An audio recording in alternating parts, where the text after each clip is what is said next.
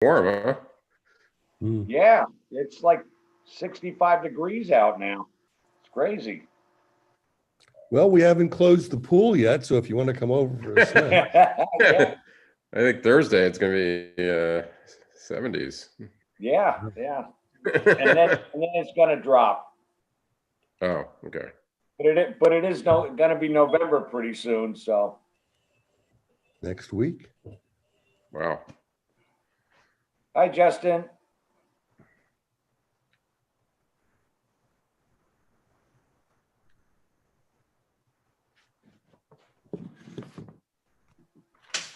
Hello. Hey, Justin.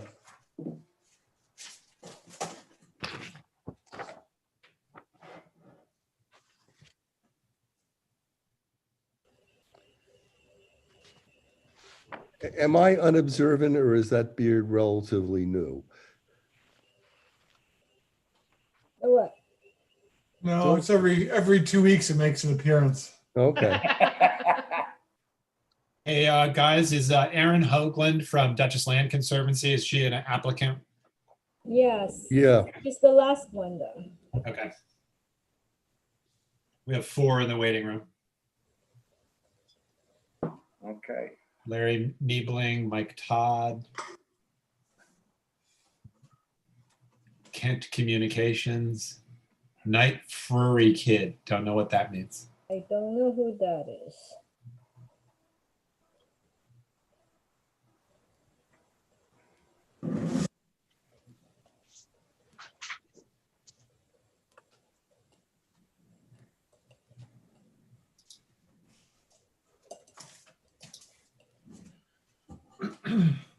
Everything's set.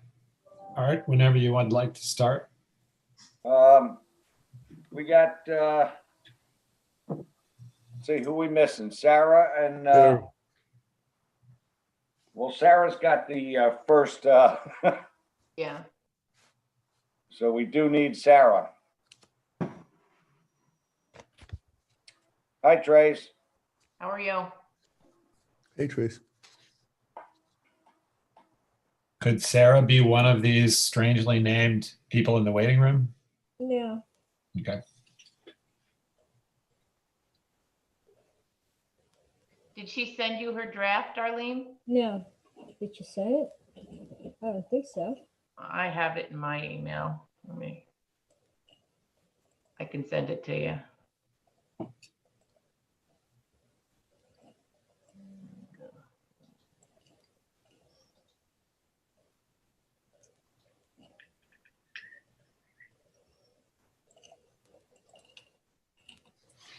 There she is. Is she there? Yep, she's coming in. Okay. Okay, we got everybody in? Got enough. We got enough, okay.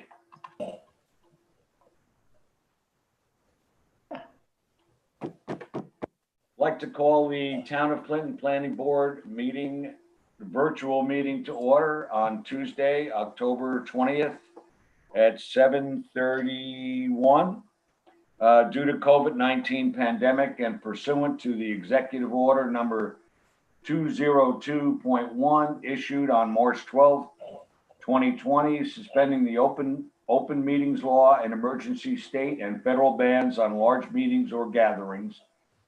The Town of Clinton Planning Board scheduled for October 20th, 2020 will be held electronically via Zoom instead of a public meeting open for the public to attend in person.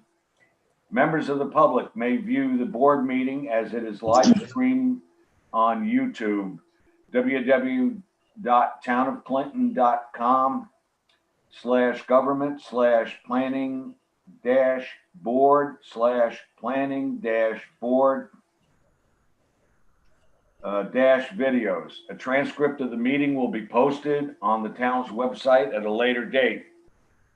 First item on the agenda is the Niebling, I hope I'm pronouncing that right, area variance. Is anybody in the room for that?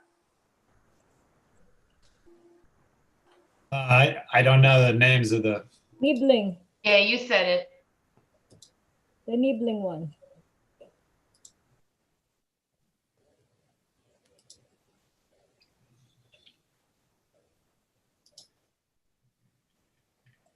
Okay. Is somebody at the meeting? Yeah, Is there- she's coming in. Okay. Larry is coming in. Who? Nibbling is the first one. Larry, That's who I let in. yes.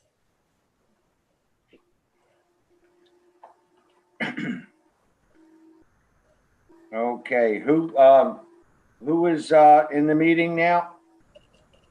They're not, I don't see video and no audio. Hold on. Building. Yes.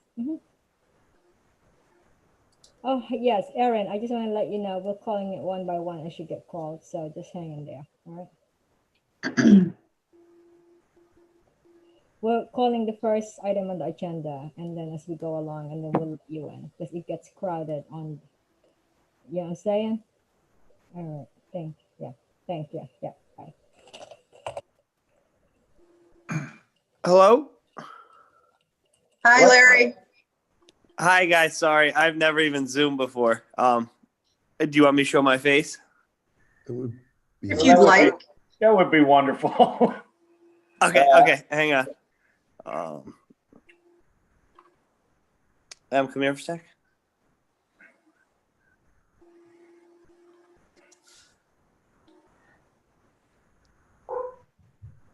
Okay. And who are we speaking to? Larry. Yep, Larry Niebling. Okay.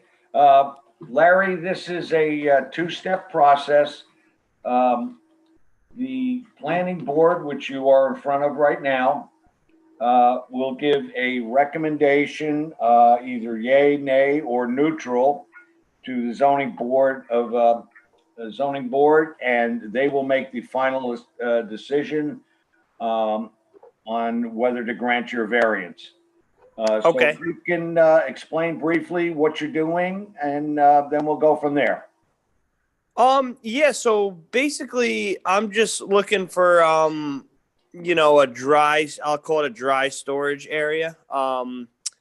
Just to put basic needs that I really don't want near, in the garage attached to the house, or underneath our sunroom area, as far as gasoline, hand tools, stuff like that.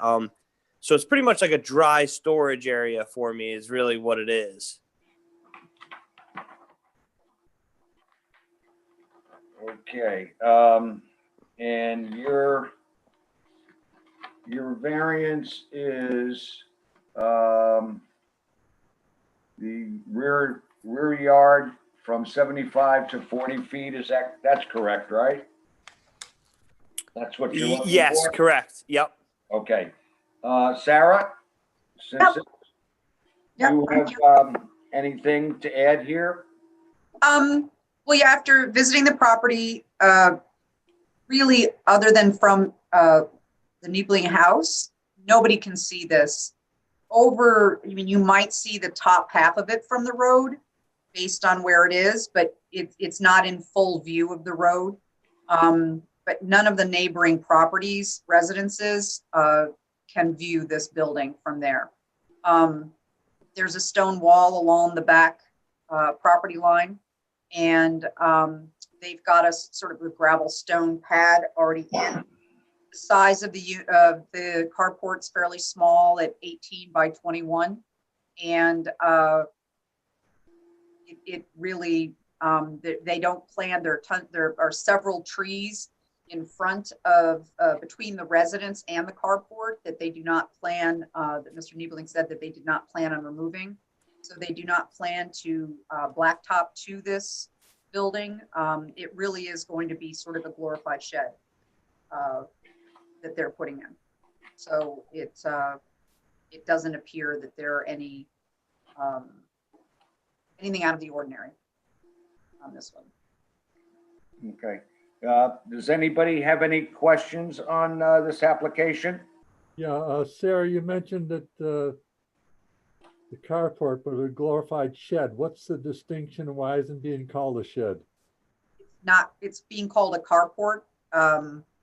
that's what the application said. I guess that's a question for Mr. Niebling as to why they chose to call it a carport as opposed to a shed. I guess I really don't know. Just kind of what I've heard from, other people that have purchased these things. I mean, I put the company name on there. And as far as the shed goes, the whole unit itself is only staked in the ground. There's no concrete footings. As far as that goes. So technically it's, movable per se. Cause there's nothing that's securing it but the portable stakes. Is it a roof with posts or does it have walls? Yeah, it's a metal building. You can also, I guess, refer to it as like a type of a lean-to. It has a metal roof with just metal siding. On all 4 sides or just 3? Three sides, and the front's gonna be open. So the 2 sides, the rear, and the front's gonna be open. And the front is obviously closer to the house. Facing the side of the house, yeah. And there will not be a concrete pad, correct? You're going to just have the gravel pad. Yes, correct. Yep. Okay. Does anybody else have any questions for the applicant?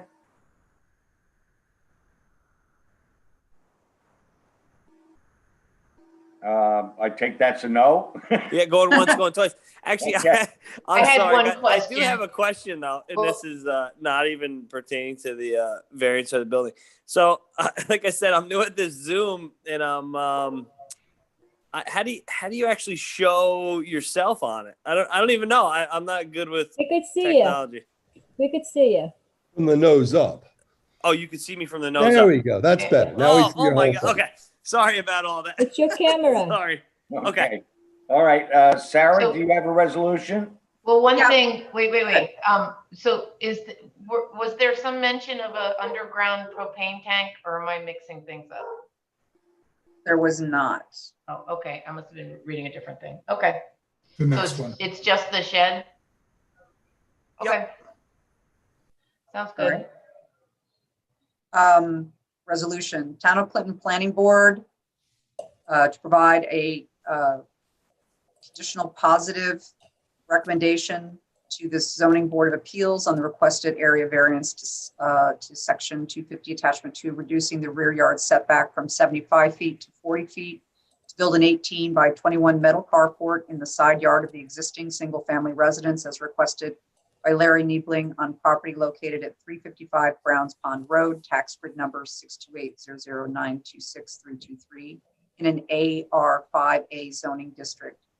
The applicant is requesting an area variance of the rear yard setback from 75 to 40 feet, section 250 attachment 2, on a 2.59 acre lot to build an 18 by 21 metal carport in the side yard of the existing single family residence. The lot's 2.59 acres. This lot is non-conforming due to its acreage, 2.59 where 5 is required. At least 3 of the other lots in close proximity are pre-existing substandard lots with similar setback variances. It is our judgment that the variance required to construct this carport would not adversely affect the physical or environmental conditions in the neighborhood. Lot is non-conforming in an AR5A zoning district. This is the one thing I wasn't able to locate, whether it is or is not in an agricultural district. Does anyone know the answer to that? Larry? I'm sorry. What's that? You know if your property is in an agricultural district? To be honest with you, I don't know the exact answer to that question. Okay, that's just one thing I'll have to. Yeah, I'm not quite sure. Size of the carport would be 378 square feet. I'm hoping somebody can help me with the math on making the lot, what the lot coverage would then be.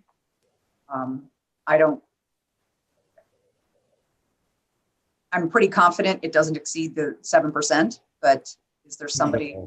Well, an acre is what, 40,000 square feet, so this is going Not to even close. Yeah, It's not even close. It's like 0.01%. Yeah, it's fine. the property, I am not sure of the answer to this. Mr. Niebling, do you know if the property is within a Ridgeline Scenic and Historic Protection Overlay District? I don't believe so. Okay. Do I need to find out more definitively? Hey, Sarah, Yeah, I would. Yeah. Justin? Like I said, I'm not quite sure. I'm going to send you a link of the map with all the overlay districts that I. Oh, thank you. And That would be awesome. but Okay, it's a thanks. secret that someone should have Key shared. thing there is the elevation. I'll send you the overlay. Perfect. The carport's not visible from the adjoining parcels, but can be partially seen from Browns Pond Road. The benefits sought by the applicant cannot be achieved in any other way. The neighbors, have you notified any of your neighbors, Mr. Niebling? I've talked I to did. Dal. I want to pronounce this right. Dal Lamagna. Lamagna. He's the property closest to Right, the at the rear. back. Yeah. And I also spoke to another neighbor. I don't believe she was involved as far as me, bordering her. Okay. But I think she said she got a notification. Okay. So I spoke to a couple neighbors. Yeah. Do we want any letters to that effect from any, do you think anybody here or? Well, it's, it always helps when you have a letter from a neighbor who supports the application. That's up to you if you want to get it for the, when you go to the zoning board meeting. But it always helps them make the decision. Okay. All right. So that's up to you. Okay. So yeah. Well, that's I think I think I'd be on this Thursday if everything went well and stuff. How does that work as far as the Zoom and stuff like that goes? Just kind of have the paper visible, or? No, just send it to me. Just email it to me, and I will forward to the zoning board of appeals. Okay. Okay. All right. So. Okay, we're not finished, sir. We Yep. got to finish the Got resolution. a little more. The New York State Environmental Quality Review Act has determined that the granting of an area variance for a single family, two family, or three family residence is a type 2 action, and therefore this action is not subject to further review. Alleged difficulty is self-created. The requested variance is substantial, but this should not preclude its granting. The non-conforming smaller nature of the lots in the area on Browns Pond Road make the variance for a carport not a substantial request. Now, therefore, be it resolved that the Town of Clinton Planning Board is making a conditional positive recommendation to the Zoning Board of Appeals for an area variance. Conditional would only be if we were going to request that he have the letters, but if we aren't, I don't think that there was anything in here that I was conditioning for, correct? That's up to the applicant. Okay, so then this would be, Do there we would have be a no- second? Second, Okay, do we have any discussion? I was just going to say it's not an agricultural district, Thank you, according to parcel access. thank you. The only thing I have to add on this is, Sarah, you mentioned that there were some trees in the front that the applicant said they weren't going to remove. Correct. I think it wouldn't hurt to put that in the resolution that the planning board would prefer that the trees not be removed as an additional barrier or screening for the carport. The trees that we're referring to, just FYI, were between the residents and the carport, not between any neighbors. So I don't know if that makes that big a difference. I mean, the residence is the only one that would be, Okay, all right. the owner would be the only one who those trees would interfere with. And I would hate to put that in there if indeed they do decide to use it as a carport instead of a glorified shed and they wanted access for a vehicle, they would have to take down maybe, they aren't huge diameter pine trees and there are many, it's in a wooded area. So, I mean, they may have to take down, 2 or 3 tops to be able to get in there with a car, but I don't think that it would in any way be detrimental to anyone other than themselves. Okay. All right, any further discussion? Sarah, I think it is in the Ridgeline district. Not, it doesn't matter for your app, your just other than the wording, but I sent you the link. So just check it out and you may have to add that. Okay, It's right on the border. It's either just in or just outside of the Ridgeline. okay. All in favor of the resolution? Justin, Jack, aye. aye. Aye. Just when you say aye or nay, let me know who's saying it, okay? Jerry, I. Tracy, I.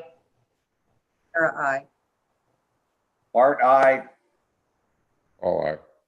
Okay. All opposed? Nobody? Okay, so moved. Okay, Larry, your next step is to go to the Zoning Board of Appeals, and you'll get in touch with Arlene, and she'll explain everything for you, okay? Okay, great. Thank you very much. You're very welcome. Take care. Good luck. Okay, thank you, everyone. Have a good night. Bye-bye. Bye. Okay, the next item on the agenda is the Kent area variance.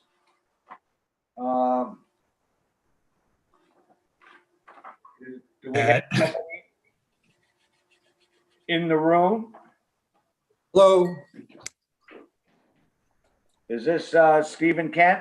Liz. All right. Hello. Hey there. Hi, and I'm Melanie Meir. my Okay. wife. Hi there. Hi there. Okay. Whatever Pete says, I agree with, just to get it out on the table at the very beginning. All right. This is this application. This is a two-step process. You're in front of the planning board now, which will make a recommendation to the zoning board of appeals. Okay. Either a yay, nay, or neutral recommendation. And then the zoning board of appeals will make the final decision on your variance. So if you can explain briefly what you're doing, and then we'll go from there. Yes, so I need to build a shed. It's, I'm not really calling it a garage, but it's to house, I've got a 16.5-foot boat with it's on a trailer, and this antique Porsche that I lucked into over the summer that needs to be stored indoors. And we don't have any garage or any outside storage, and we're kind of bursting at the seams because of the topography of the land. And, it's like a big bowl, with rock outcropping and berms that fend you off from the road. There's one spot that's kind of clear and level, and it's at road level. And that's where I want to put it. And it's a natural place to put it. It'll make it much less expensive and easier to build. But the problem is it's within the setback. I can push it back to 20 feet from what looks like the center of the road. And it's going to be 259 square feet. So not big. It won't have no electricity, no water, no nothing. It's just a shed to put the boat and the car in. It'll be nice. I started, the basis for it was a kit that I got that was 6x6 construction with a black metal standing seam roof, and the posts and wood are cedar, and I'll enclose it with cedar siding. So it's going to be nice. The across the street neighbors support it because I've got boats and ladders and my mower and the mower that died, all stored outside because we got no place to put them. So that's the proposition.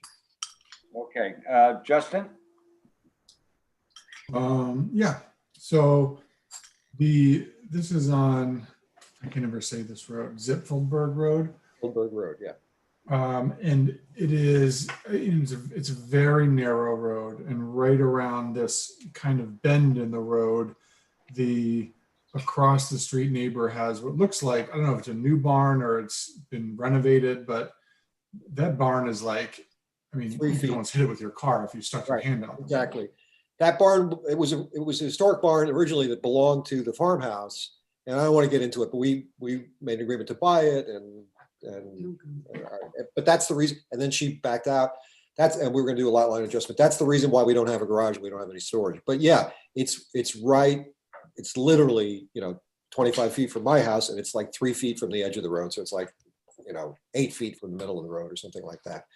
And I've also, I think it was the zoning board administrator who was here, or maybe one of you guys was here yesterday. And he looked at it and saw that, there was that. And then I have a historic smokehouse. It's made out of stone, 1846, that also sits close to the road. I mean, it doesn't, it's not a hazard in terms of the road. It doesn't hurt anything, but it's kind of a feature of the old places around here that they put stuff right up against the road. Yeah, I mean, in my mind, right, the fact that all these buildings are right on the road means it's not changing the landscape, but it does feel a little bit like you're going through a gauntlet, right, of buildings, and this is adding another building to the gauntlet.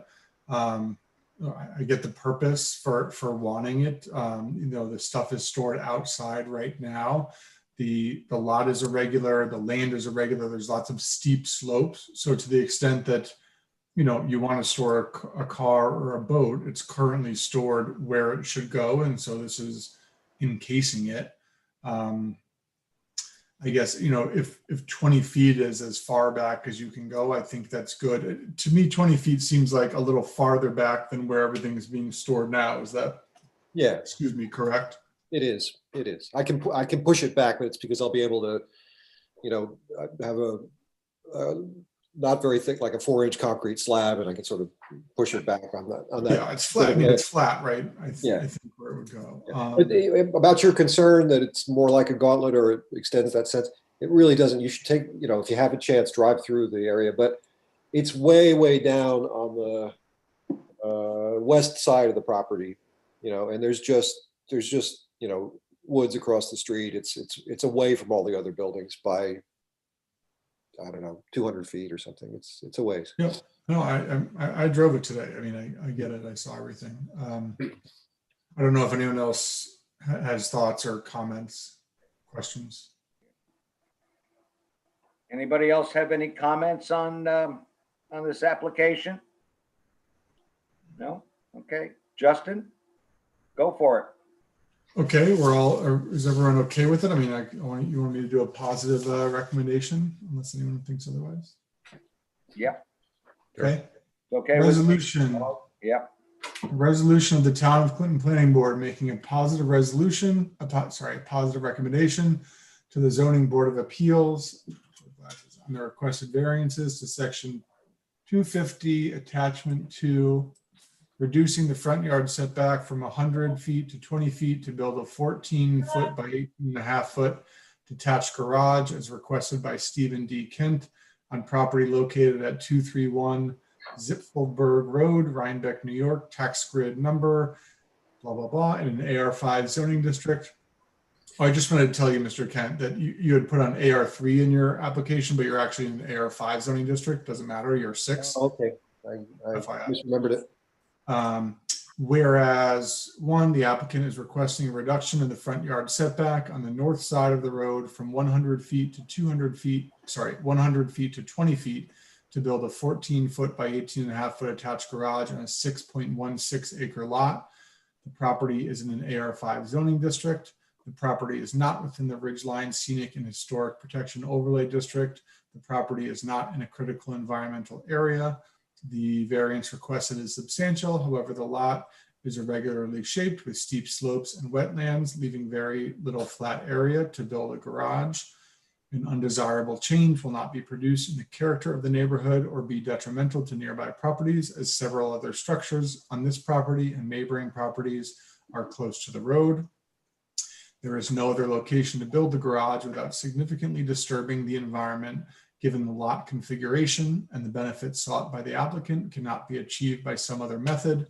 The proposed variance should not have an adverse effect or impact on the physical and environmental conditions of the neighborhood.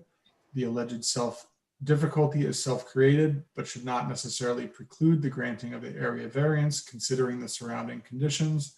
Now, therefore, be it resolved, the planning board is making a positive recommendation for the approval for approval to the Clinton Zoning Board of Appeals for this requested variance. Second. We have a second? Jerry did. Okay, discussion? Okay, all in favor? Jack, Sarah, aye. Roll call. Art, aye. Sarah, I. Very aye. Tracy, Yes. I. Justin, I. Paul, I. Unanimous, approved. Thank you, Mr. Kent. Thank you. Wow, that's great. Arlene will give you the details of your zoning board meeting, and good luck. All right, I appreciate it. Thank you. Take care now. Bye-bye. Bye.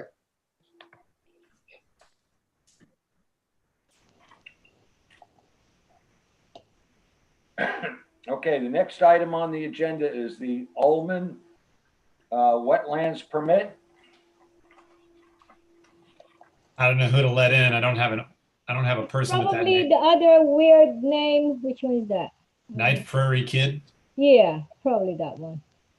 And then there's a phone number, 914-456-0058. I You want me to guess look? let them. I have no idea. You want me to let, there's another Mike Todd. You want me to let him in? Mike Todd. I don't know all these people. Oh, the Night Fury Kid. Are you sorry. What's your name? Hi, I'm so sorry. I'm Karen Rue from the Duchess Land Conservancy, and I sorry, it's suspect that Duchess my 9-year-old somehow changed the name on my laptop. Oh. Sorry. Sorry, I did not see that till this moment. Okay, well, you're on next. We're waiting for the next applicant to come in. Is Mike Todd part of the Duchess Yeah, Land? let him in. Let's find out who he is. I'm going to let Aaron in anyway, since we already let her partner in. Yeah. I just let everybody in. Then we'll find out who they are. Oh, gosh. Aaron Hoagland is with the DLC, yes. Okay. Hello. Mike, you're here, Mike. You're here for what? Mike Todd. Mike, you're here for what? Mike. He should be connected and he should hear you, except something's not working on his end. He doesn't know though. You froze. He froze. Yeah.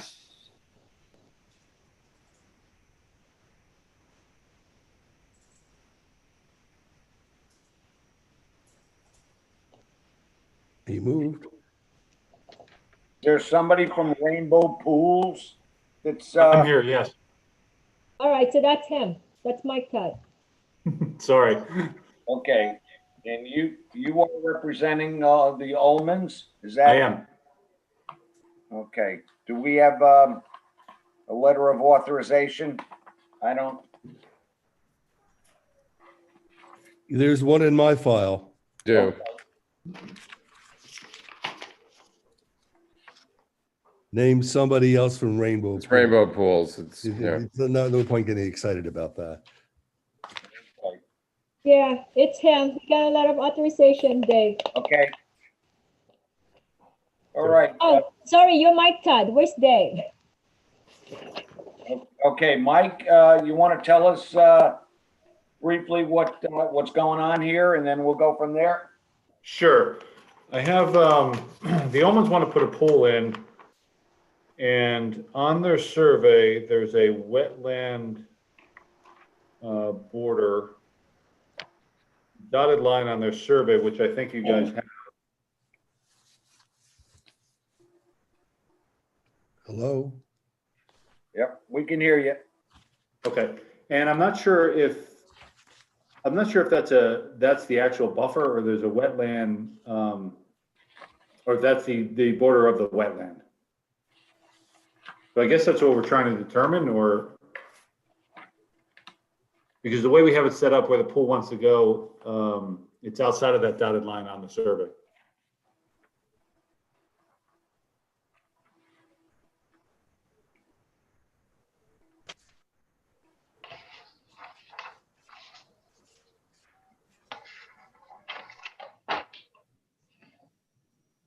Okay, I'm sure everybody's got some questions here, but, Paul, why don't you, why don't you start off here? Sure. So, yeah, I mean, there is a question as to where the wetland border is. There's also a water course, it looks like, and a pond. And so I think, you know, what we have here is a sketch. And, you know, what I think we need to do, there's a couple of things. There's a DEC wetland in there. There's also a federal wetland in there if you look at parcel access. Right. And we need to, you know, approval from DEC, given the proximity. And I agree with you, it isn't clear exactly where the border is. You know, and these things have a tendency to change, so it isn't clear when the last time, you know, they went out and flagged it. But I think there'll have to be DC, you know, either permit or something approving, you know, approving the project. And then we have, of course, our own local water law that purview. And I think what would be helpful, what we normally do with these things, and in this one in particular, since it is very close, and it's a pool, you know, we've dealt with decks and things that are kind of involve minimum amount of excavation. This is a pool. So I think we should establish an escrow, have the town engineer look this over and give us kind of a checklist of things that we would ask the applicant to provide. And then he may have to go out and look at it and just sort of scope this out for us, because it isn't clear to me, you know, what information we need. And the water law gives us a lot of discretion, you know, to either streamline an application or require more detailed information. I would just want him to give us, you know, one, to just give us his impression of this, and two, you know, tell us what we need to see. And then obviously the regulatory approval. So DEC and or, you know, federal, you know, Corps of Engineer approval, although that may be just a technicality. So that was my first thing. I think we just established some kind of an escrow for Pete Sotero to look at it. Yep. I'm not saying there's necessarily a problem here. It's just we need to know, you know, there's going to be some construction issues, you know, precautions that need to be taken given the proximity and that kind of thing. You know, we need to know all of that, and if there's anything else that the applicant should be doing, you know, we want Pete to tell us. So that was my kind of initial read. I totally agree. Yeah, I definitely see that that the DEC is probably going to have to get involved in this, and also I think what we're going to need from the applicant is the full story here. What, you know, besides the pool, is there going to be a pool house? Is there, where's the Right. pool house? So on and so forth. The construction plan, because that's going to be all relative to giving a permit. So I think having our engineer take a look at it, and a more detailed map, because I'm a little confused. I really can't tell what's what on this map. So, you know, I'm with you on this, Paul. Well, I have a question. Do we know if that's a buffer line? It has to be a buffer line. So if we're outside of that buffer line, why would we need to do that? Well, With all due respect, I'm just asking. Well, on parcel access, it's not a buffer line. It's a border. Okay, that's fine. And it's very similar to the one you know in the survey. And I'm just thinking, you know, it may very well be dated, and it may, you know, DEC may go out and say, well, we're going to reflag this. But the local law regulates anything within 100 feet of the border. So I think you're clearly within the 100 feet, even if they move this line a little bit one way or the other. You know, you're clearly going to be within 100 feet, and I think their rule is similar. So I think you know, getting this going with DEC as soon as you can is going to be a big part of the, get the equation. And then, our engineer is going to want to hear what DEC says, I think. And it's probably going to tell us to wait until we get some advice from DEC. That's my guess, but they can go in parallel. So the engineer can look at this and DEC can start their process at the same time. But I think we need to do that because Art, I think you're right. There's just not enough detail here to really, I think I would suggest an escrow account of about $1,000, and whatever's not used, the applicant, of course, gets back. How does the board feel about that? That's about right. Paul? Sure. Yep. Okay. So why don't you make a motion that we do that so the applicant can see it in writing? Sure. So in the matter of the Michael and Nancy Ullman application for a permit pursuant to the town's wetland protection law, I'm the slash an escrow of $1,000 to provide funds for retention of the town engineer and any other consultants who may be asked to advise on the application. Did I just break up? Because if I broke up, I apologize. No, I got you. Looked like my internet went wonky for a minute. Okay. Do we get a second on that? Jerry, second. Okay. Discussion. All in favor? Art, aye. Jack, Oh, aye. Sarah, aye. Tracy, I. Justin, I. Okay, so moved. Aye. Okay, so that's the procedure we'll follow. You will get, Arlene will let you know who our town engineer is, and then you can get in touch with them and get the appropriate data to him so that we can move forward on this. Okay. Okay? All right. Thank you. Thank you. Okay. Okay, next item on the agenda. The Meadowland Farm. We can let those lovely ladies come in now, finally. They're in, I think. They're in. We're Okay, here. good. Okay, who do we have here now? So I'm Erin Hoagland, Senior Land Projects Manager for the Duchess Land Conservancy. And I'm Karin Rue, Director of Land Projects at the Duchess Land Conservancy. And again, I just want to apologize for my Night Fury Kid ID. I renamed you. No, thank you. I think my kid got a hold of this somehow. I don't know. We have a lot of data from you and correspondence. So why don't you just briefly go over what's going on and then we can discuss this, okay? Sure. Well, thank you for having us on the agenda.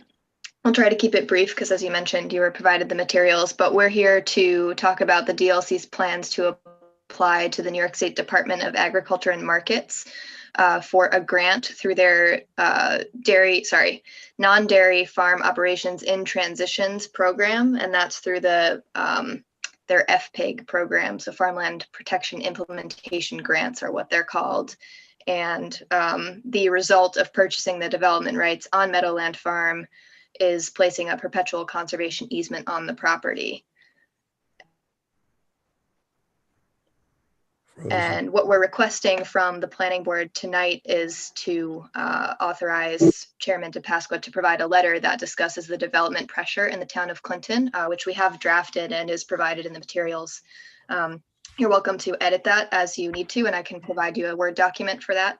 But we pretty much fully fleshed out kind of what the state is looking for and pointing to some quantitative, numbers about development pressure in the town, and also pointing to a study on a build out plan in the Farmland Protection Plan that specifically deals with the Salt Point hamlet where Meadowland Farm is located. So the farm consists of 117 acres on Schultzville Road and Salt Point Turnpike, and Judah and Michelle Krashauer are owners of the property for the last 25 years. It is under the ownership name of Louis Fields LLC, but the Krashauers make a point of making the land available to young and beginning farmers who may not have access to land otherwise. And the property is currently home to 2 farm operations. One diversified fruit and vegetable organic biodynamic operation run by Mary Kate Chalemi and Chris Hausman. And they sell their products in the on-site farm store to local restaurants at farmers markets, as well as to a small group of CSA members. And just in the summer of 2020, the Krashauers welcomed another operation, a second operation called Premier Pastures, who's run by a farmer named John McDonald. And he has a hormone-free grass-fed beef, woodland grazed pork, and pasture-raised poultry operation. And this is kind of just to meet an increased demand among consumers for healthier meat products. And he's, in the process of getting fully established on the property, but will also sell his products in the farm store and to restaurants. And while the Krashauers are not the primary operators of either farm operation, they really play an integral role in managing the land and supporting the farmers that lease the property, marketing the products and managing the on-site farm store and website, and working in the fields whenever it's needed. So protection of the property will help to conserve some key resources. More than 84% of the land is in active ag use, and a majority of it is covered in prime and statewide important farmland soils. And almost the entire property overlies some key aquifer recharge areas. There are federal wetlands and 2 sub-tributaries to the Wappinger Creek that run through both sides of the parcels that straddle the road. It's one tax parcel, but there's a sub-tributary on either side of Schultzville Road. And placing the easement will protect these key resources, and also limiting development will lessen the impact or potential impact on statewide important and prime farmland soils that results from heavy development. And I'm sure you're all familiar with how a purchase of development rights works, but essentially the value of the development rights that are being given up is determined by an appraisal, and the landowner is compensated in one lump sum of money at the closing. And at that point, the conservation easement is executed and filed and runs with the land in perpetuity. And it specifically spells out basically how the property can be used in the future, how the development is limited. And really the point of this program is to keep the land conducive to farming into the future. And so the conservation easement itself will allow one subdivision of the entire 117 acres. There's currently one split farmstead area. If you are able to look at the site plan map, those farmstead areas are the areas in red, and there are one on either side of Schultzville Road. And if the property is ever subdivided, there will be basically 2 smaller farms, and those farmstead areas are where majority of the all residential structures other than farm labor housing and majority of farm complex structures will go inside of that area. And then there is a permission for structures outside of that on the remaining what's considered the farm area of the farm. And one small rural enterprise area, as it's called, in green on the site plan map, will encompass the existing farm store, just to grandfather that into a use area so it's not floating about. And I don't know if there are any questions. One thing, I think you said that it was in Salt Point, but it's Clinton Corners, right? It is Clinton Corners, yeah. It's on Salt Point Turnpike, but it's Clinton Corners. Okay, Salt Point Turnpike. I think that I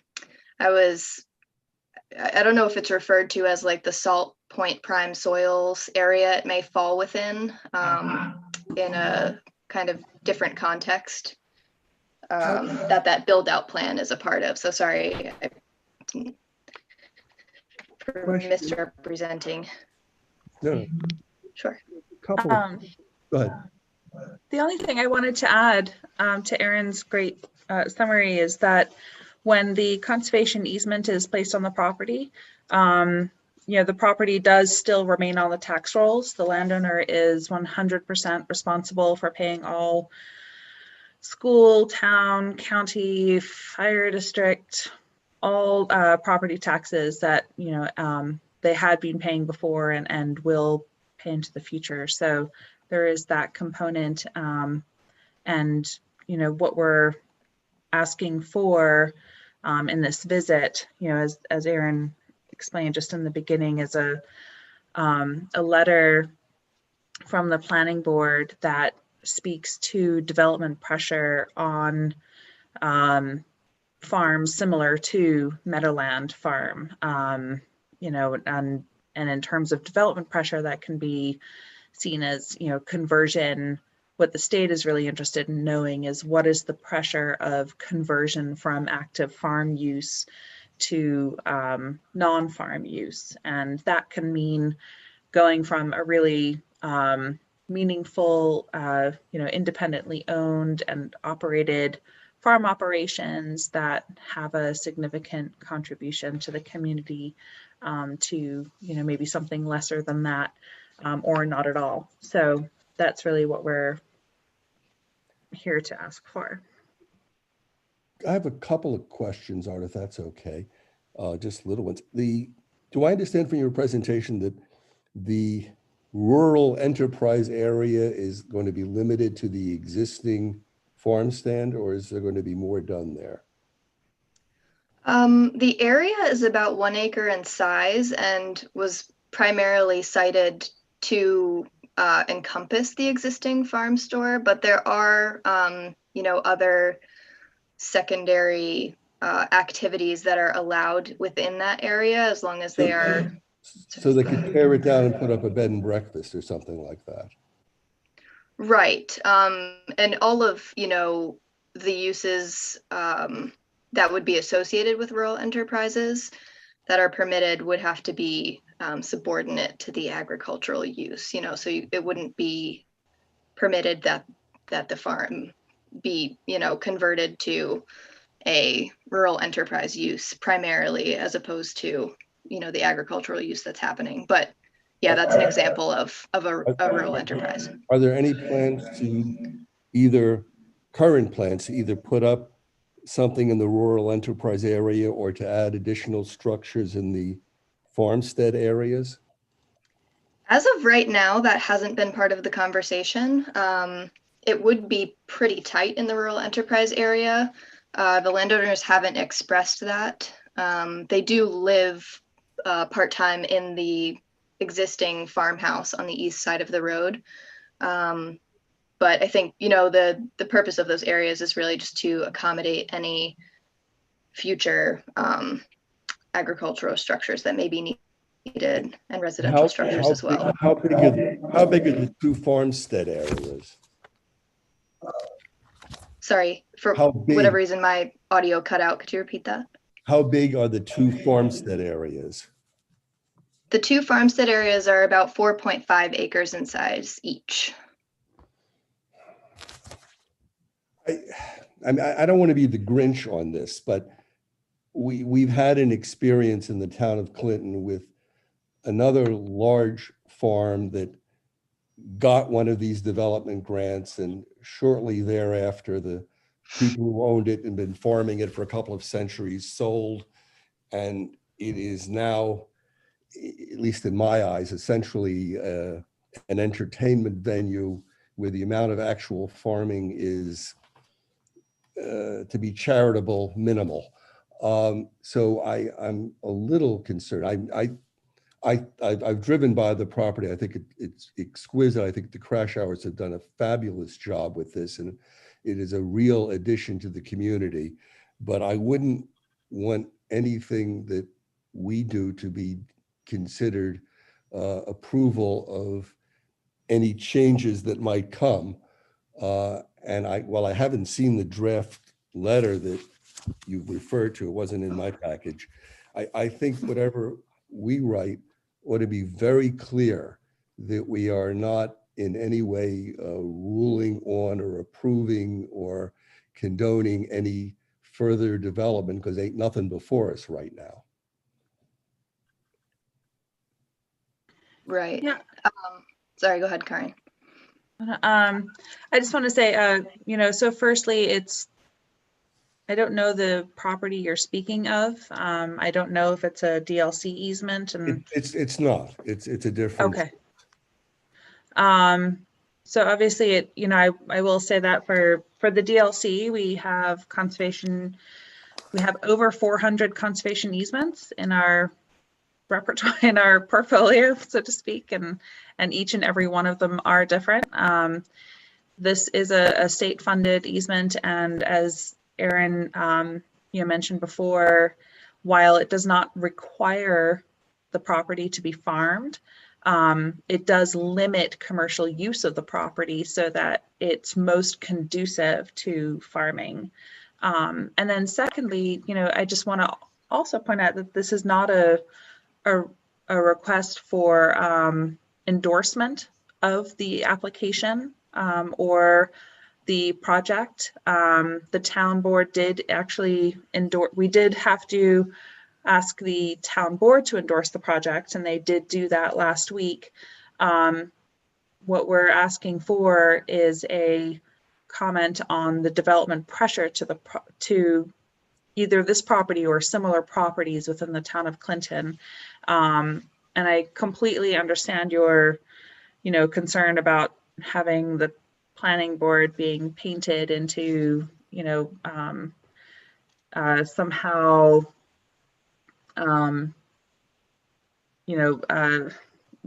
going along with or endorsing any kind of development of the property. And so we're very happy to work with you on incorporating language that makes it very clear that that's not what the planning board is doing. This request is purely to speak to development pressure and a conversion to non-agricultural use and make that clear. Good, thank you. So I don't have the draft letter or the site plan, so it would be great to see those before we, make any, before we issue any letters or anything like that. I'd just like to sort of look that over. But to Jack's point, I just a question about, you set up the easement, but it's a going agricultural concern governed by ag and markets. And, in our experience, ag and markets, their rules trump, local zoning laws to a large extent. And, as long as it's an agricultural enterprise, the owner is allowed to do a number of things regardless of, what the zoning says. How do those rules work with any restrictions you put on property? You know what I'm saying? In other words, if ag and market says, we don't really care what the easement says, our laws allow, a brewery to operate or an entertainment venue or some kind. I mean, do you have any say on that at all, or is it sort of just competing priorities? So, do you want to speak to that, Aaron, or do you want me to? Sure, I can give an answer, and then if there's, if I miss anything or you want to jump in, feel free. I guess I hope I'm answering your question correctly, but there are, certain activities or, activities and permission for construction of structures that does require prior approval from the DLC. So there are, things that we would have the ability to approve or deny a landowner, and that's true of any conservation easement. It is a bit more flexible with the agricultural easements only because, again, they are, the whole point is to, make things workable for a farmer. But to the best of my knowledge, and I know there are, right to farm issues that come up, and maybe that's what you're speaking to, but in terms of development of the property, it would always be, pursuant and approved per the zoning code and what's permitted in the town laws. And Karin, I don't know if there's anything you want to add. Yeah, to I mean, that. what we've been dealing with is, agricultural event venues. So you have a farm and you want to have a venue where people come and, drink wine and or do other things that are related to, consuming your products on the site. And our understanding from Ag and Markets and Dutchess County Planning is, we have very little latitude to regulate that if the farmer wants to do it. And so I was just wondering whether DLC, in setting up an easement, has the ability to say, well, there are only certain things you can do, and it doesn't matter what Ag and Market says. You can only do these things and not anything else. That was sort of, no, that is a topic that has come up at DLC. As the liquor authority kind of expanded what was qualified as like a farm brewery or farm distillery, and really the sort of, to step back and speak broadly, the easement permits commercial agricultural uses, and it does tie it to agriculture, to Ag and Markets law as to what they define as agricultural use. And so they are putting in a bulk of funding, and so they do get to have that say. But I will say that, for landowners, tying what defines agricultural use to Ag and Markets law does allow use of the property to be a little bit more dynamic as we sort of move into the future, where, people once thought of as a farm as just being an open dairy field, and things have obviously diversified hugely since then and may well into the future. And so that is purposeful, in order to allow some flexibility and responsiveness as things kind of move forward.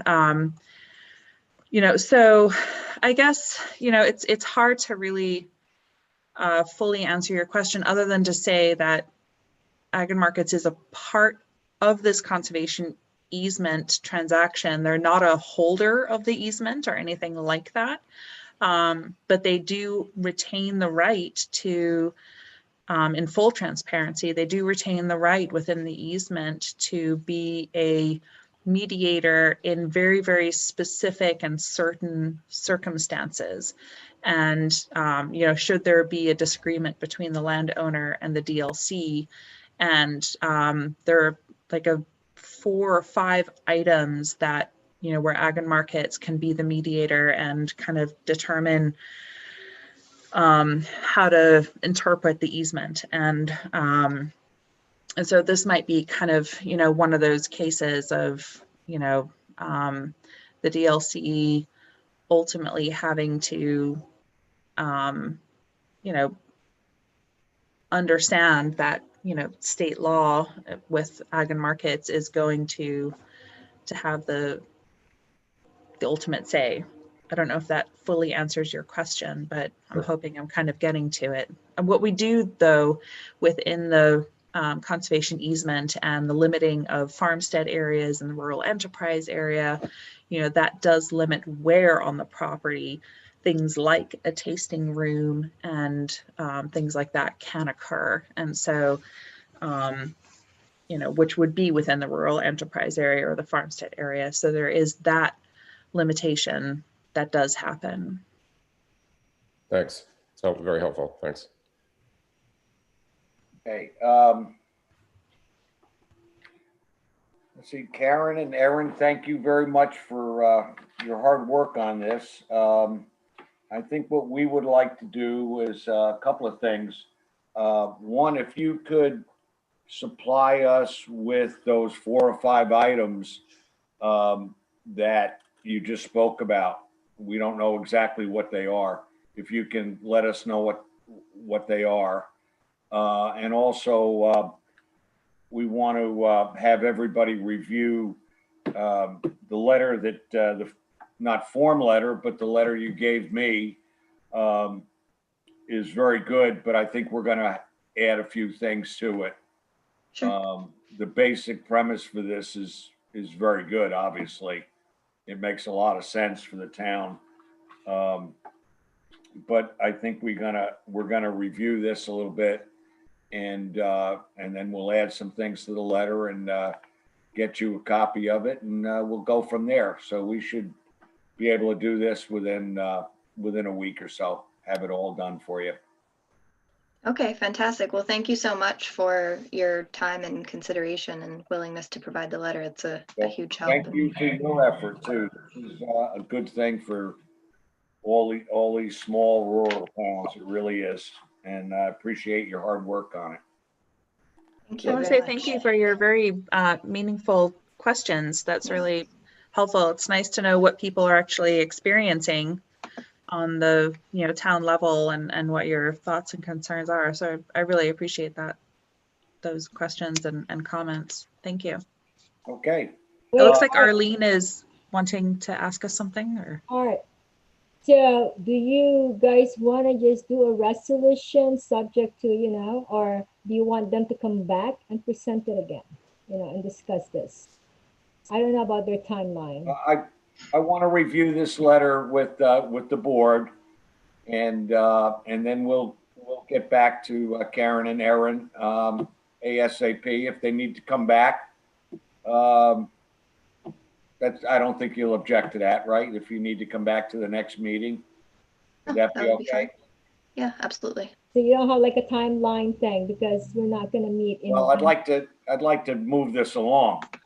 I understand that, but it's the next meeting that we will have is November, the second meeting in November. Right. That's why I'm asking about the timeline. Do you have any timeline, Erin?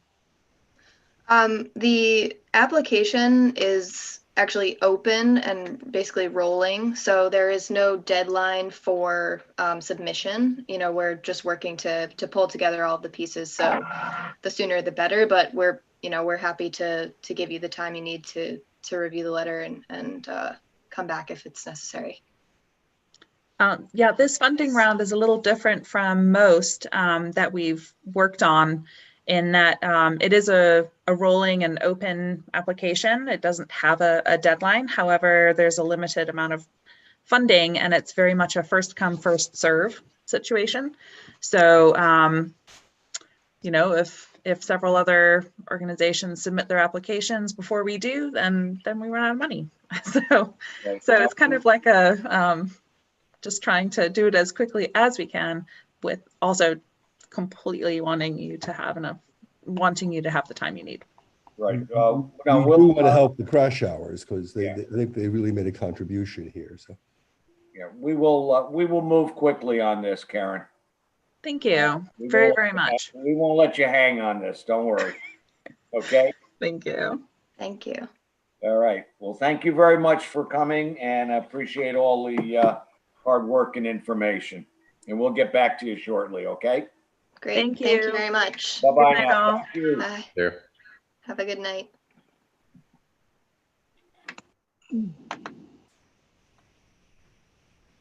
Okay, Arlene, make sure that everybody has got a copy.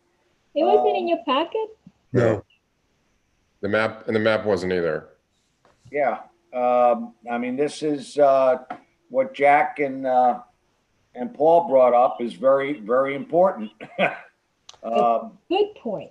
I'm in full support of what they're doing, but as Jack said, I don't want to give my support and go ahead and then find out I got a brewery and a restaurant and a a wedding venue in 6 months.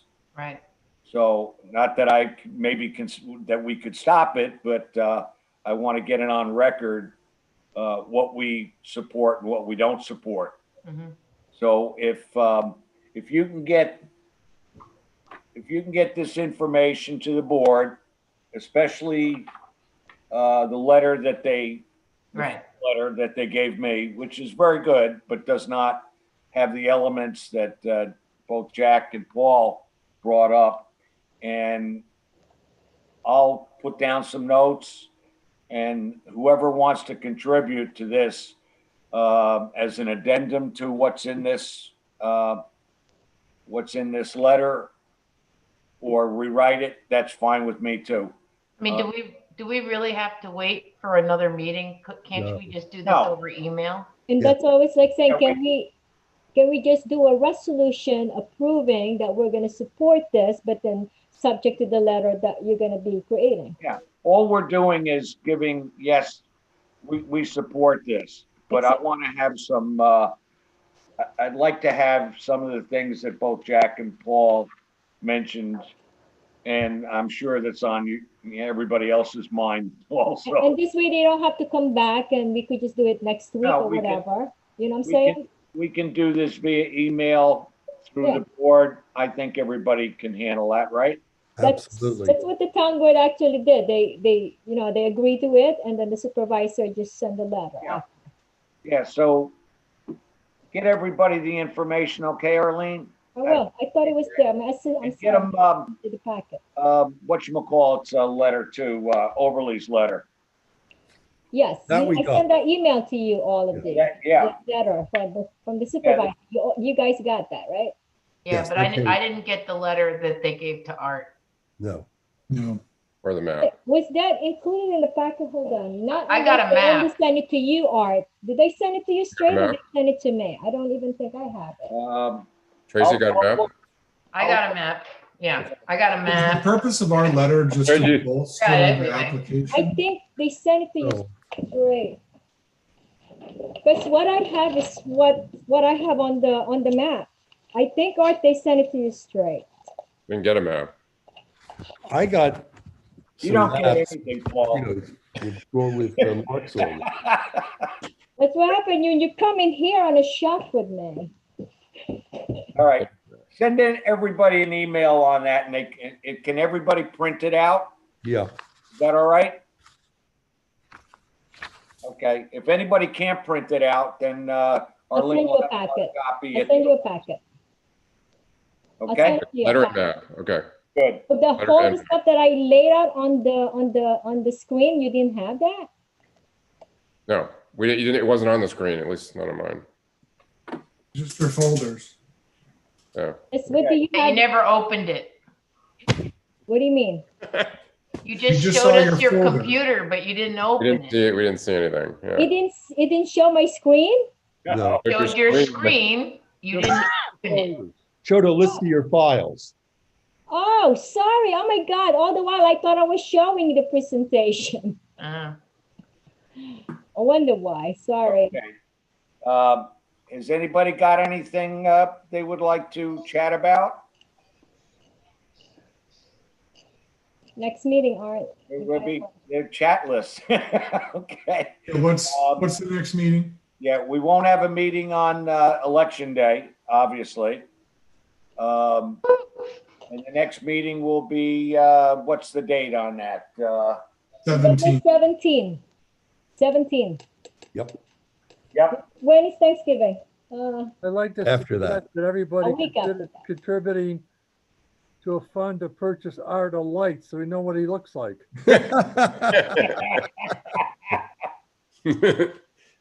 Yes, we could see your face today, Art. It's a very Halloweeny look. It is. It is. You don't want to see this face in person anymore. Okay. Thank you, everybody. Great job tonight. Really came up with a lot of good stuff. Thank you, Sarah. You were on the money there. Thank you for an easy one. Okay, Motion do to I have adjourn. A motion to adjourn, please. So moved, Justin. Uh, Second. All in favor? Aye. Hi. Bye. Bye. So moved.